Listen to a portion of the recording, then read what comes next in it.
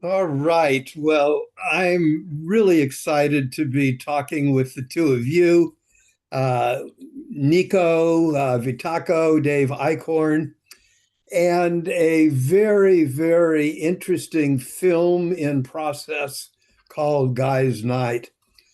Hmm. And as soon as I saw just the initial uh, preview, if you will, of what you're about, I was just hooked immediately. As you know, I've been in the field of men's health for a long time. I do a lot of work in fathering and relationship and counseling.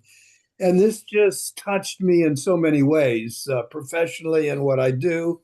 It also touched my personal life, having been a dad that for a time raised kids by myself, and so it speaks to a whole lot. So Niko is the writer, the producer, and stars in this film. Dave is the director. And I'd like you to each kind of tell us about Guys' Night, what it's about, how it came to be, and what part you each are playing in getting this film into the world.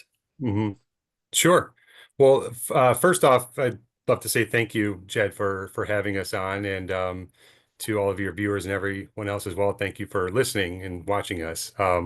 It's really important to know that our story struck a chord with you and hopefully the viewers as well, because it's an important story that we want to get out there. But to answer your question, Guys Night is really inspired by my real life. It's a film that's set in 1985. It's a dramedy that explores the year in the life of this family. Three boys trying to make sense of their mom leaving, and a stoic dad trying to just hold it all together. Um, I think at the heart of the film is this tradition my dad started called Guys Night, where it was every week we'd rent a few VHS tapes, load up on chips and pop, and stay up late watching movies together. Um, I think that the film's tone swings between heartfelt, hilarious, heartbreaking, just like real life does.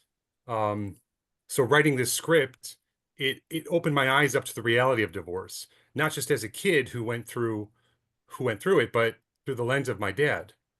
I just saw how much he sacrificed, how much he carried. In so many stories, the father is absent or flawed to the point of being the villain. But in Guys Night, I wanted to flip that. The father is our hero, not perfect. He's not.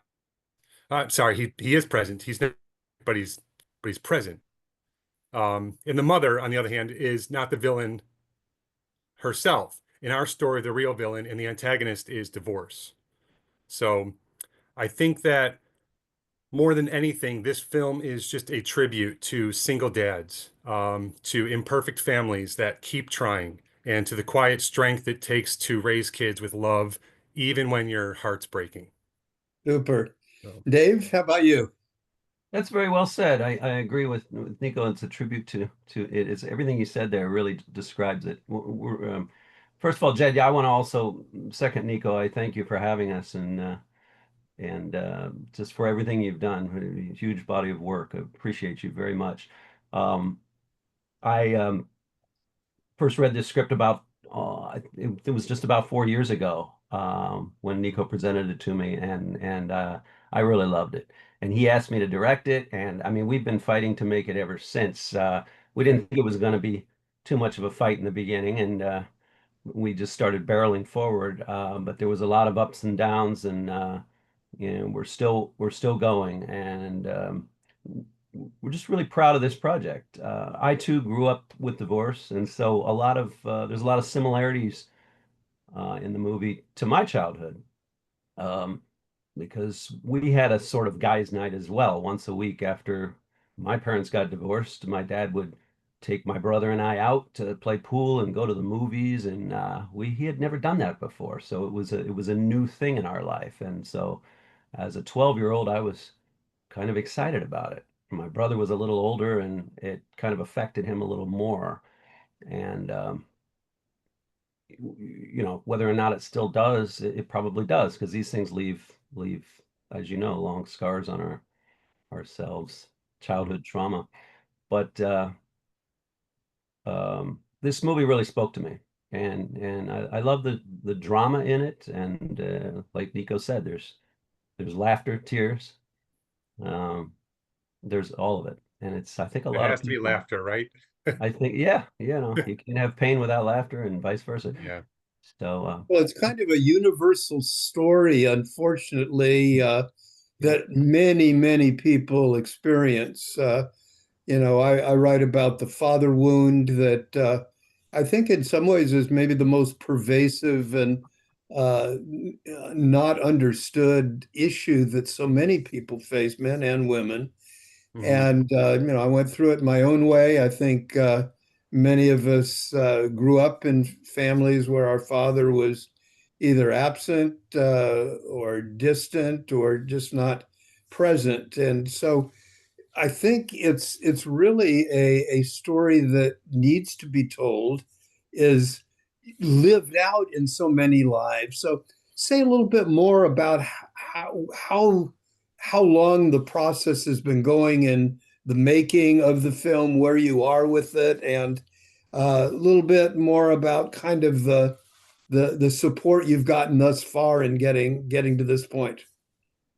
Yeah. Well, I initially started writing Guys Night about 10 years ago or so. It wasn't until the pandemic that I really gave it the focus that it needed. In 2021, I shared the script with Dave, like he had said, and asked him to direct. Which he first I want my that when he read it, he called me back and said, "Hey, it's no good. I don't like it." And really had me there going for a second. I was just like, "Oh man," I was crushed. I'm like, "Really? It's crap." I guess I don't know what I'm doing with my life then. He's like, "No, I'm kidding. I love it. It's amazing. Of course I want to direct." So like I don't know how much, Dave, you know this, but that really like just kickstarted things for me. Like just hearing that too really just set the tone. And I was like, I may have something here. Somebody else who's not related to me, who really doesn't know much about my back life story, this resonated with them, and so I was like, it could resonate with a lot of people. Um, so anyway, so when I shared that script with Dave, soon after we brought on our cinematographer, our other producer as well, who's producing with me, and then we both officially launched our Front Room Films in 2022, which is the production company behind the project. But since then, it's just been a steady road and journey of development. We built a strong key department heads, mostly local Chicago, and even traveled back there to capture some seasonal footage and lock in our locations. But the support has been just incredible. And I think one of the most exciting developments, at least for me, has been the interest from an 80s icon actor, Tony Danza, who we're in talks with to play the role of Frank Vitello, who's the boy's grandpa, and my character. Um, Tony and this character just really embodies the warmth and the strength that we wanted for this role. So he's a perfect match. But yeah, I think like many indie projects too, we faced a lot of bumps. Especially in 2023, we had some strikes that we were facing, but we kept moving forward, and now we're just really gaining a lot of momentum towards a 2025 production that we're aiming for. Well, I'd like you, Niko, to, you wear a number of hats, obviously, in both the film and creating it, writing it.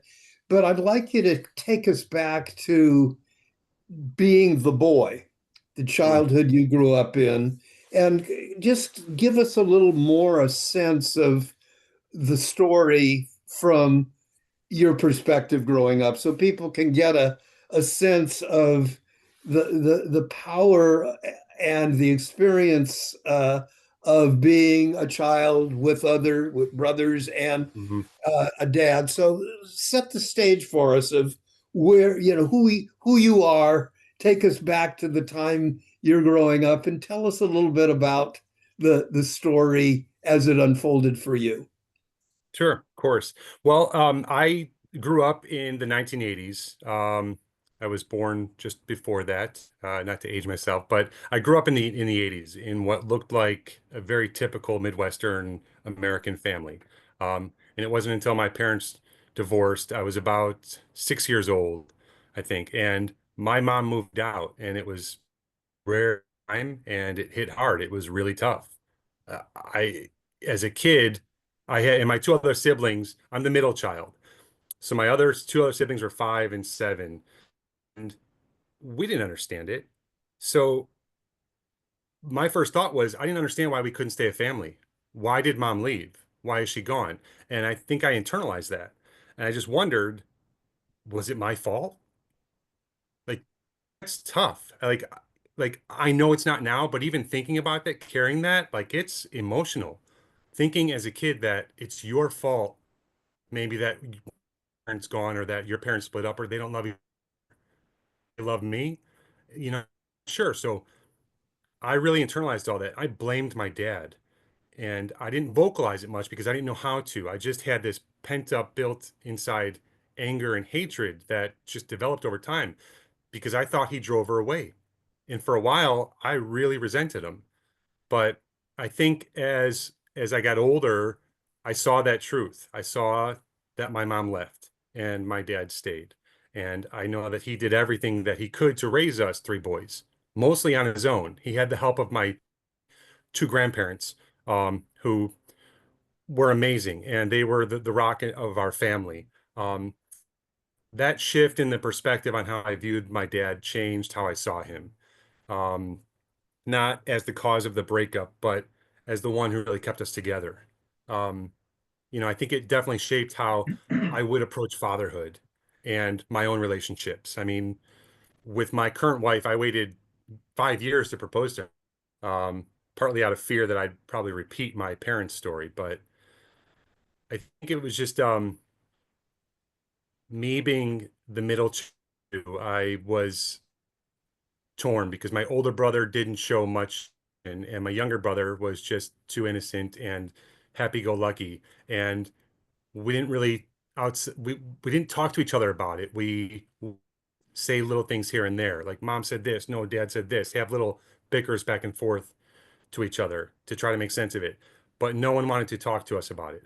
But dad would always say, you're too young to understand, or I'll tell you when you're older. So I got older Mm. and I said, Dad, it's time to tell me because I want to write a story about it. So Uh, here we are. there we are. Yeah. Well, I so resonate with that, as do so many others, because the stories of divorce and of the effect on children, the emotional effects, are so almost universal to some degree. We Mhm. all have it somewhere in our family or our different generations. It all impacted our growing up. It impacted how we relate to our siblings. If we had siblings, I'm an only child. I didn't have any siblings. I just dealt with it myself. And it affects our adult relationships. It affects our marriages, affects our Mhm. intimacy. And it's just not talked about. And I talk about it in my writing and in my books. And I get this feedback from people who say, God, you're telling my story. I didn't realize I was feeling those things or that they affected me till I read about the way in which it affected you. And I Mhm. think what's so powerful and why I'm so excited about the film is there's one way in which you can read about it and be touched by it, but there's another level in which you can experience it through the medium of film. And most films that are out there, I mean, many films touch on, but they're films. They're made believe. Right. This is a real story of a real person, and it affects the emotional lives of us all.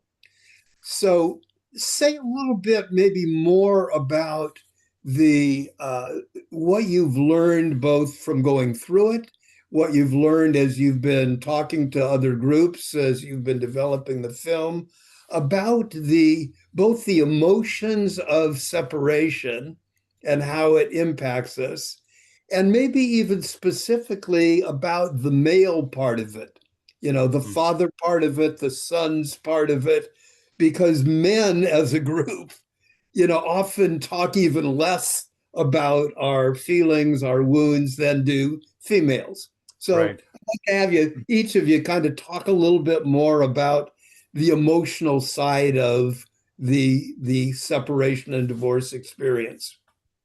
But that's such a good subject, because the more we talk to people, the more we realize there's so many unspoken stories.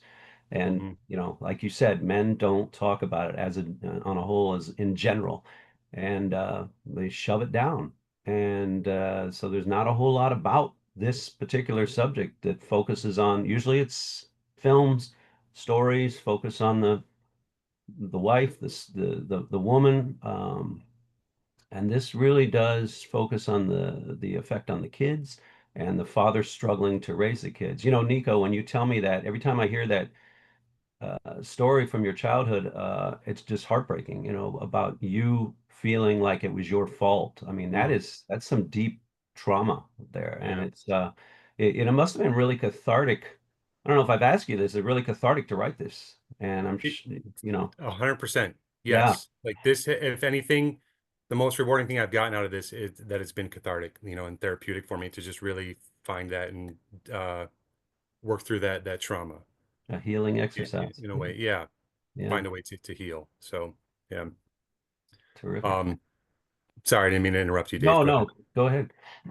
Oh, no. So I was even going to say, yeah, I mean, to add to what Dave was saying, Guys Night really is a story about, it's a story about connection, especially the bond between fathers and sons. Yeah, it's rooted in my own experience, but the message that we're trying to share is much bigger than just one family. We want to show that love in families doesn't have to be perfect to be powerful. Right. I mean, relationships can be messy, tested, even broken, and still be worth fighting for. For dads, especially those raising kids through the challenges of divorce or emotional distance, this film is a reminder that you don't have to have all the answers. You're allowed to feel, you're allowed to ask for help. And showing up, even imperfectly, matters more than you think. Um, I really Really true. feel that this story can add perspective, healing, and maybe even comfort to people who've been through something similar but never had the space to express it. So whether you're a dad, a son, or someone who's still figuring out what family means to you, we hope Guys Night helps open that conversation.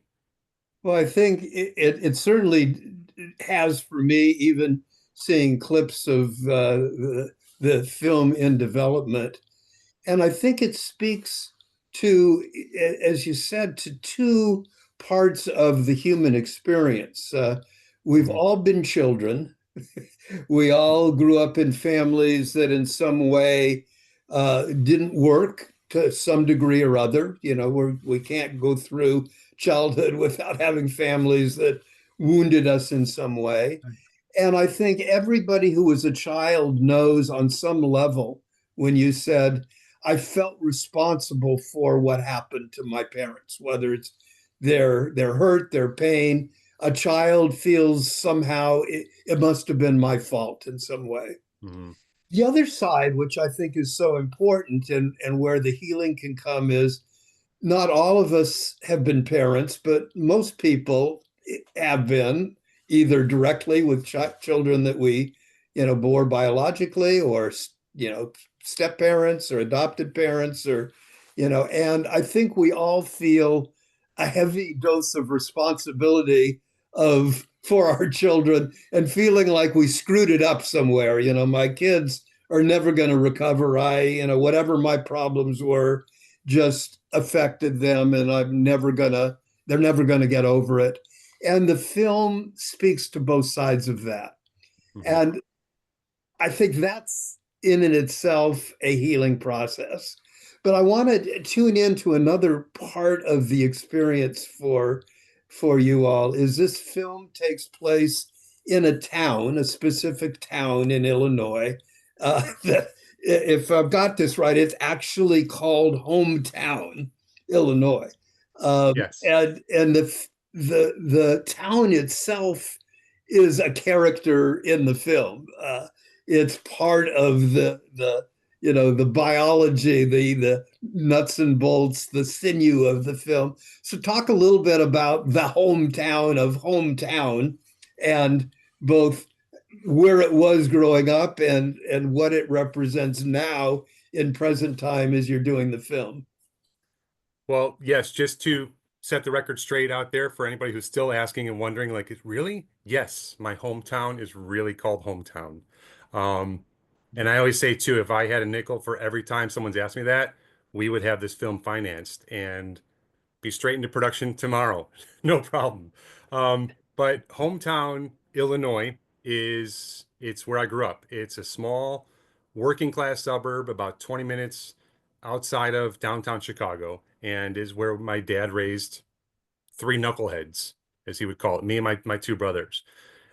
We were just kids trying to make sense of a tough situation, and somehow that hood just gave us the space to grow up, to and to stay connected, even through the chaos.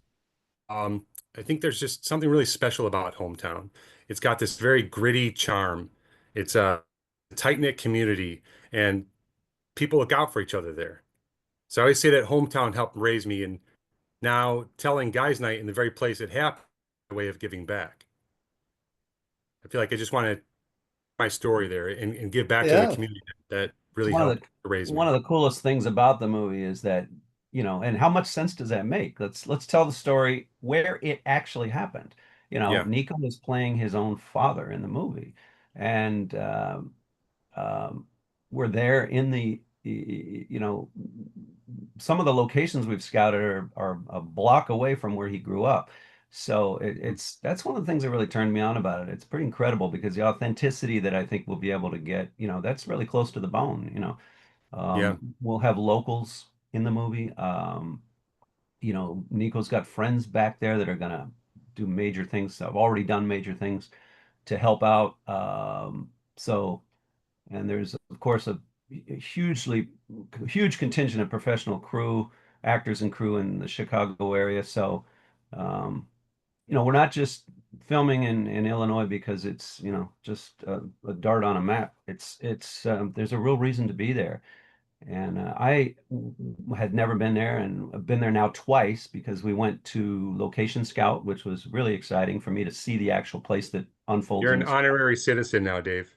I'm an Yeah. honorary, I love that. And the people they're just so warm and amazing. I mean, it's a very, very small town, and there's a lot They of truly are. folks there that have never left and Yeah, inherit their parents' homes and so forth. And I don't know what's been said yet, but the film takes place also in the actual time that Niko grew up. So we're framing the film in 1985, yep, and it takes place over the course of a year. And so, the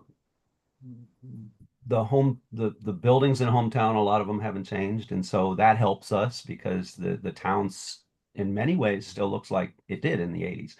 So there's a lot of cool things about that and a lot of advantages, yeah, and I think it'll just infuse everybody working on the film with just a realism of just being there, and um, yeah. everything from the weather to just locals who are from that area. All of that is going to help this project. It's Well, it's so good because we're going to tell people in a little bit how they can help bring this film into being and to support the actual, the nuts and bolts of how you raise money to Mhm. create a film. You talk about the three knuckleheads that you were when you were growing up, and it We being were. in the Chicago area. And I think we all have seen films of the genre of the gangster young guys growing up and becoming the mob bosses of the and those kind of films that are on the big screen and are big Hollywood productions, and both get a lot of money to fund them and then make a lot of money at the box office. We those are very famous. Those are very but a film like this that I would offer is speaking to a much more important aspect of reality and a much more healing part of what the reality is for millions of people. These kinds of films are not easy to create and then to get funding for. And Mhm. there's a couple of things I'd like you to speak to. One is the actual support monetarily and in all the other ways that you touched on from the hometown where you grew up and the people and what they're doing. And secondly, from, most of us have seen films, but most of us have very little idea of what it costs to create a film and then what an independent film like this, uh, what it takes to get the money to make it happen. So talk both about what you've gotten from the local town, what you've been able to get from other sources, and where you're going and where you're still needing to get funds to bring this film to reality. Yeah. Well, to start off, the support from hometown has from the local support from hometown has just been hugely overwhelming. When we initially started, when we were developing the project in early 2022, we connected with the mayor right then, who actually happened to be my old basketball coach.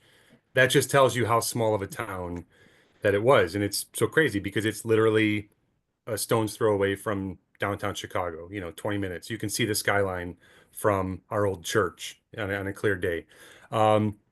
But um, since then, that mayor has actually unfortunately passed away. But the new mayor who came in to take over has had just as much excitement and passion and has given us just as much support to bring this film to the town as the late mayor has for us. And just that's been just really wonderful to know and so overwhelming as well. And on top of that, the police chief too, who also, to let you know, it's a small town, is married to a girl I went to grammar school with.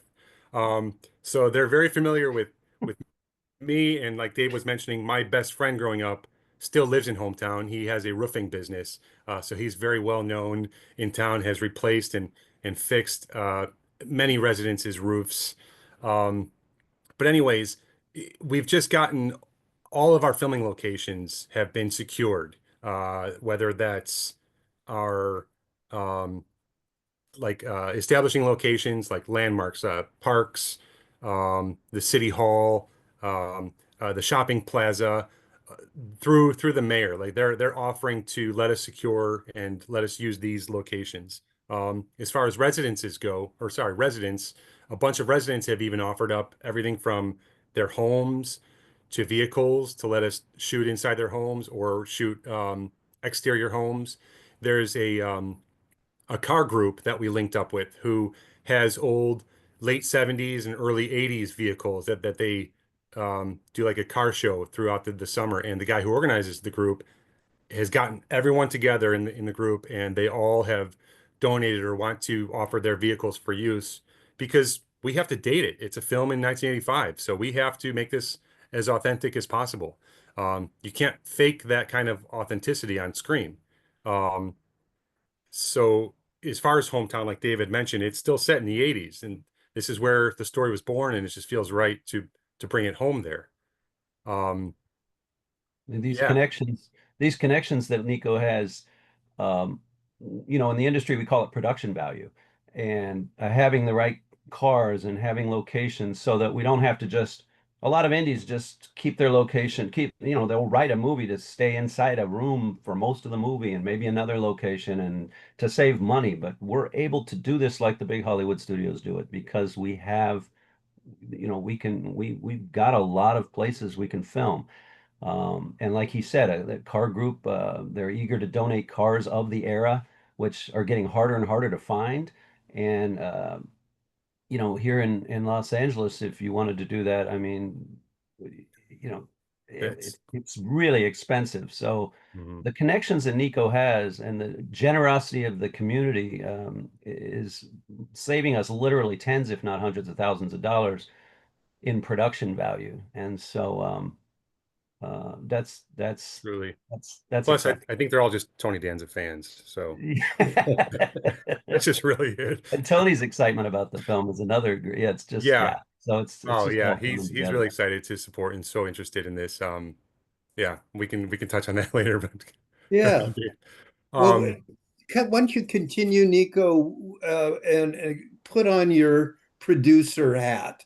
I mean, those of us that go to films, you see the producer and then the director, and you have a vague idea of what a producer does, but most of us know it has to do with securing the money, the financing, and some right. about actually the film production to make it happen. So talk a little bit as the producer of what it's going to take to complete a film. I'm sure there's a budget that says here's what we're going to need. You've Yes. raised some money. You've got a production schedule of when you want to shoot. So kind of give us some of the details of the production process and the money process for this, and how it's going and where it still needs to go. hmm Well, right now we're actually aiming to start our production in this fall of 2025, and we're in the final stages of our development throughout this. A lot of the big pieces are already in place. Like we had said, our locations are secured in hometown, Illinois, surrounding areas as well. We have an incredible team on board. Dave, our producer, Andrew, cinematographer, Louis, and then a bunch of our department heads as well, our production designer, makeup, wardrobe, casting. There, everyone's on board. We've built that foundation. And we actually, another exciting thing too is we even locked in a 3-acre production headquarters, um, which will serve as our home base during the filming. And this is incredible because this will be our headquarters for the entire duration of this shoot. And it's actually the old church and the school where I grew up.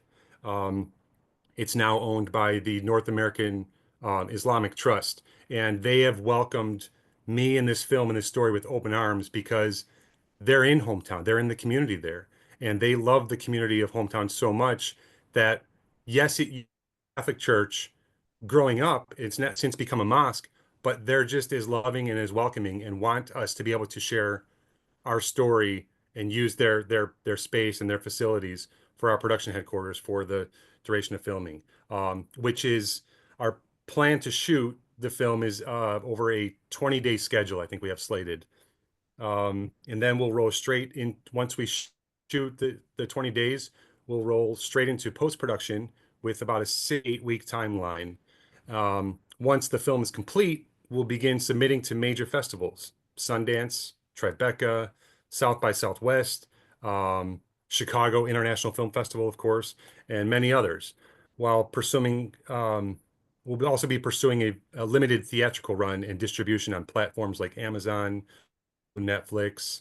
Um, we already have interest from a couple distributors, which is really encouraging and which is usually unheard of in the film world because distributors usually don't take interest and like to come on until after it's been shot, but because they love this story so much and have attached and the momentum we have, we've taken interest from 2 pretty decent distributors that are want to jump on board early.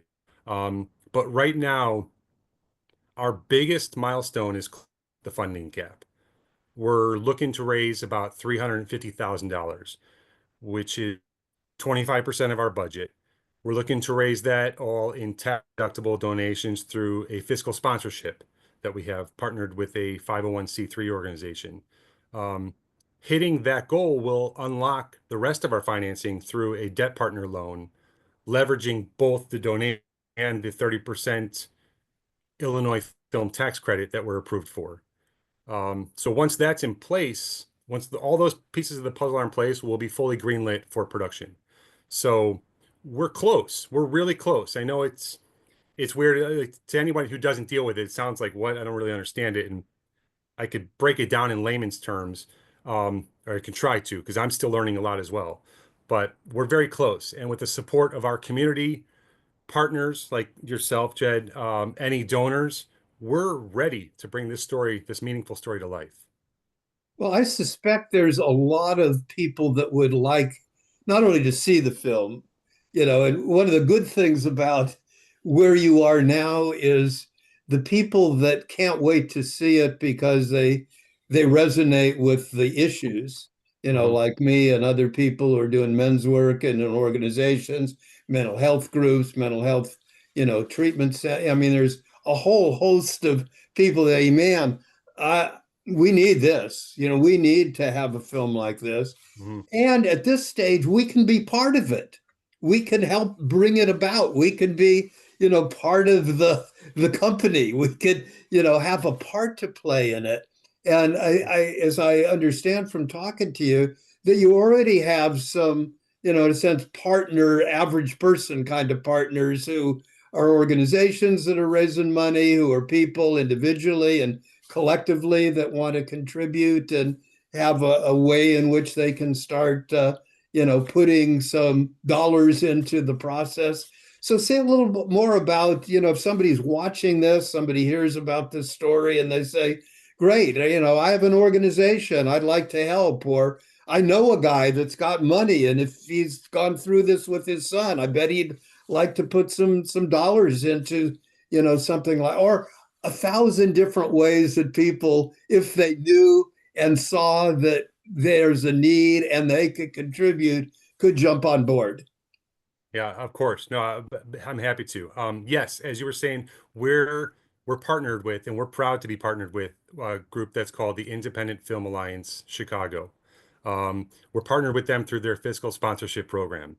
So just to break that down, IFA is a 501c3 nonprofit, the same as like Habitat for Humanity or those bigger nonprofits.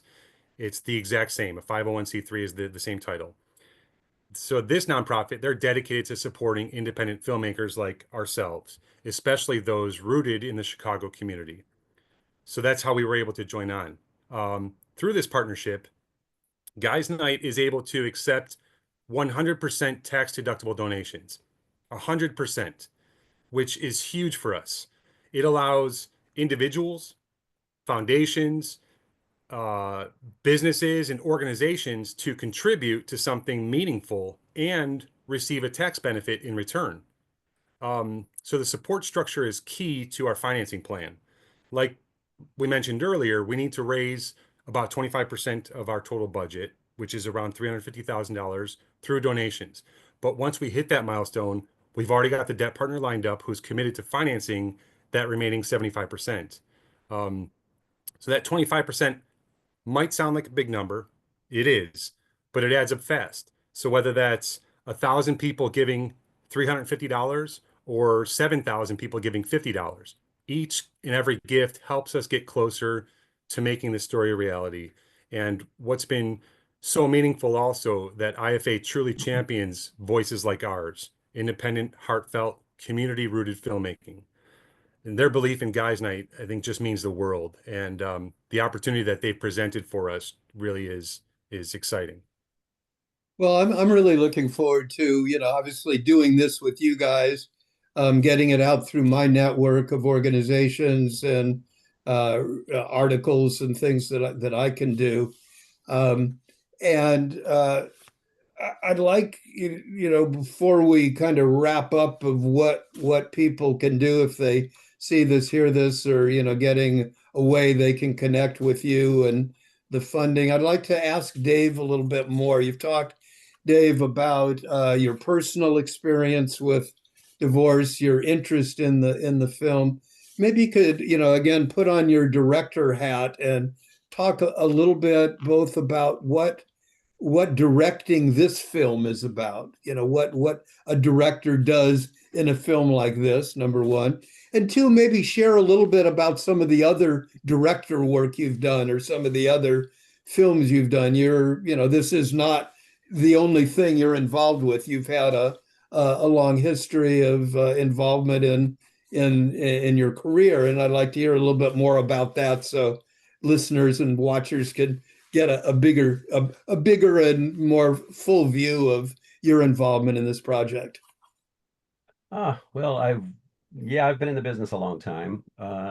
Been working on films and TV shows and documentaries for about 39, going on 40 years. I started back in the late 80s and here in Hollywood. So It's been a heck of a career, and I've worked on He's won a few Emmys. Sorry, once, throw that yeah, in there like for I you. said, it's been a good career.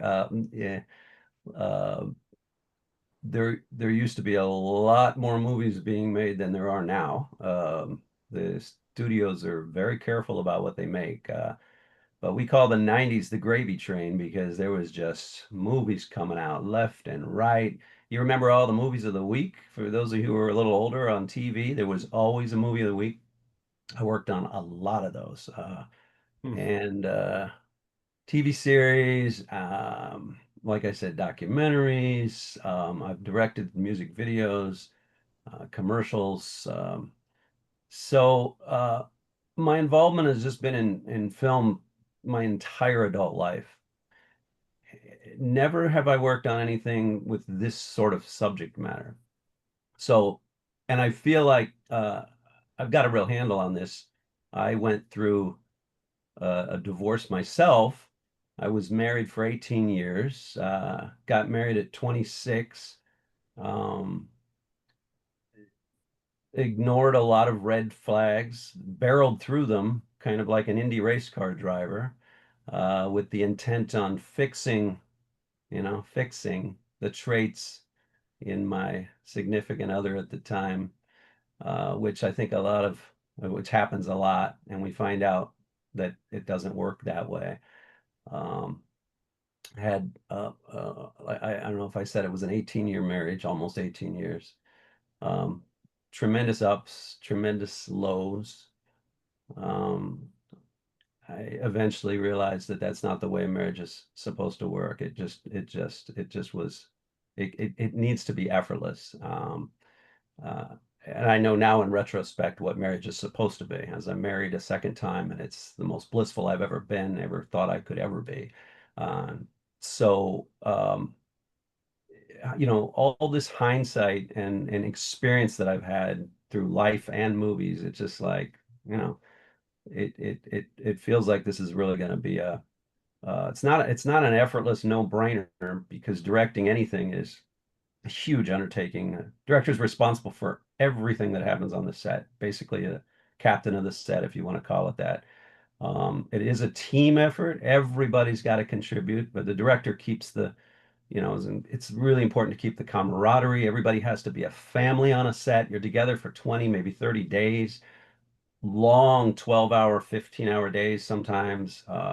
Keeping that vision alive, keeping that excitement alive. Of course, getting the actors, basically giving them the freedom and giving them an environment where they can do their craft, live the Hmm. lives that they need to live to make the film work. Yeah, it's a huge undertaking. Um, but that's what's exciting about it, and um, like what else can I say? Uh, I heard someone once say like it's referencing like a conductor of a symphony, like a director, there's always these like they conduct all these like every instrument comes in and comes in at the right time or the right place, right piece. Very, very good. Um, And I've also that's heard it what, described, or I've described it as building a film is like building a house also. You've yeah, got a general contractor and you've got a lot of different parts, electricians and plumbers and, framers and all of them are important. Laying the foundation. I mean, it's an incredible, it's one of the greatest, teamwork on endeavors that, maybe building a skyscraper is a better example.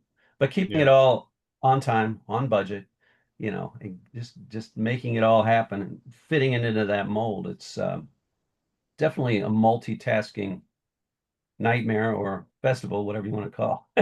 Yeah. Yeah. What's great with Dave too is that I don't know if this was mentioned, but he's also an editor. So I think we have like a two for one with Dave here that not many films get. He has an editor's eye. So it's different. The director sometimes doesn't shoot things with the thinking in post, thinking about editing and everything. But an editor who also directs too is right there. So we're not wasting any time. We're shooting what we need, or we're shooting for post as well. So we're really able to capture the moments and have extra time to tell even more. And give even more takes. Hopefully that's the goal, but like it's a really unique place to be in, because it's not often the case where directors are editors or editors are also directors, but we have a unicorn Exactly right. Exactly right. here. Yeah. So Yeah.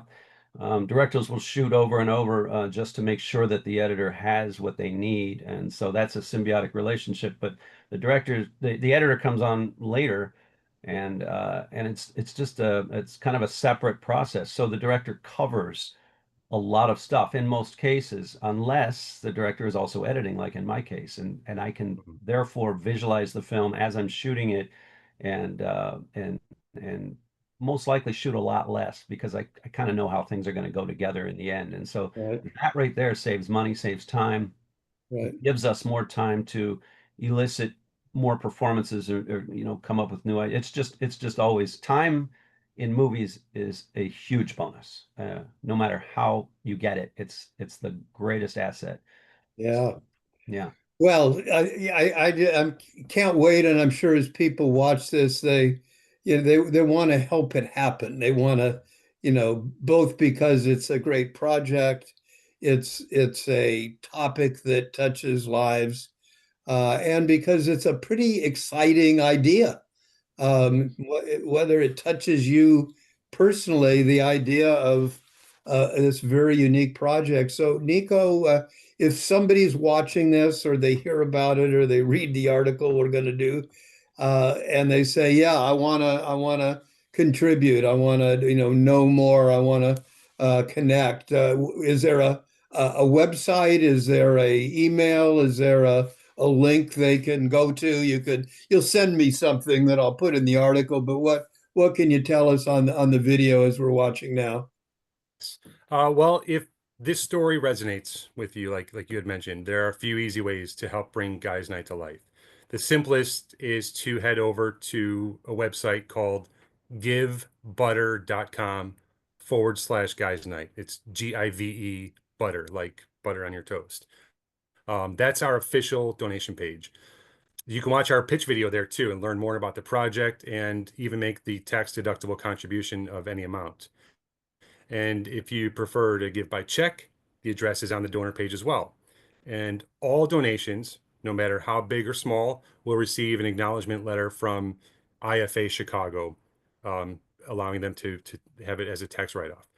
So every gift, big or small, truly makes a difference. You can also visit our website, guysnightmovie.com, to explore more about our team, view photos, read more about our story, our impact goals, and just the community behind the film. Um, we've said it before, but I think it's worth repeating. Guys Night is a deeply personal story, and we're only able to bring it to life because of the generosity, belief, and heart of people like you and your viewers and listeners.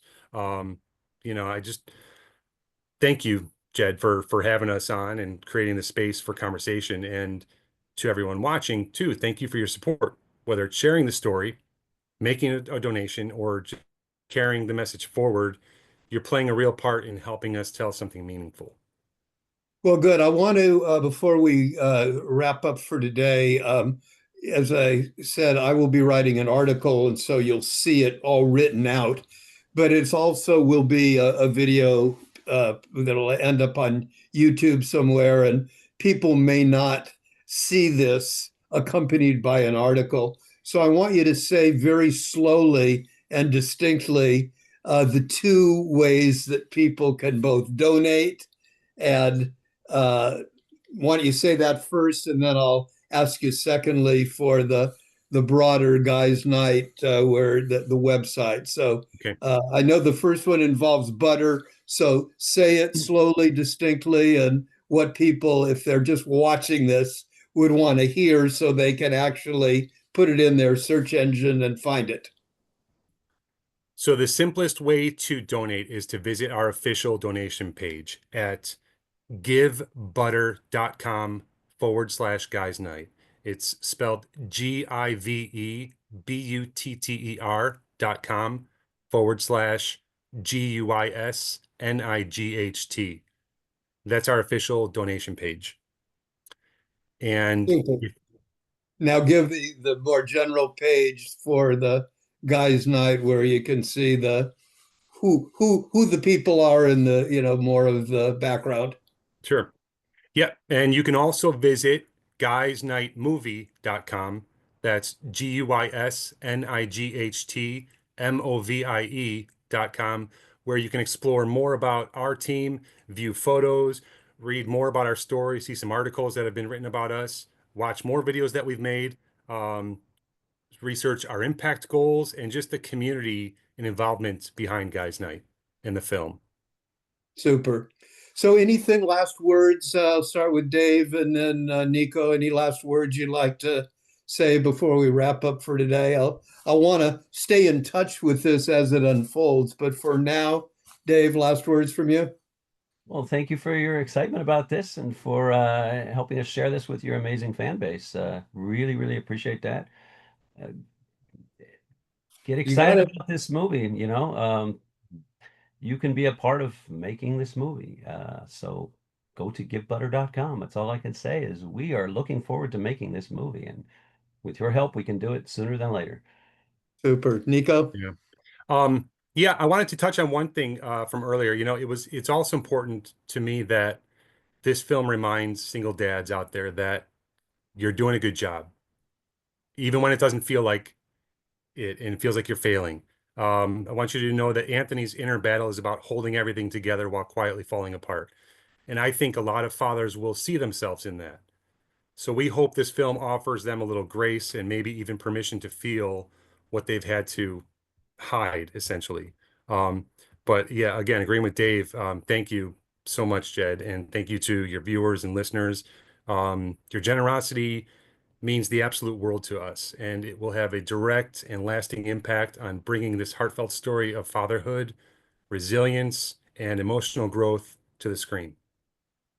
Well, super. Well, thank you again for being with us. And it's really good to have you. And I hope we will continue to uh, talk and have the story unfold. Thank you. It was our pleasure, and we're happy to share more as it unfolds with you.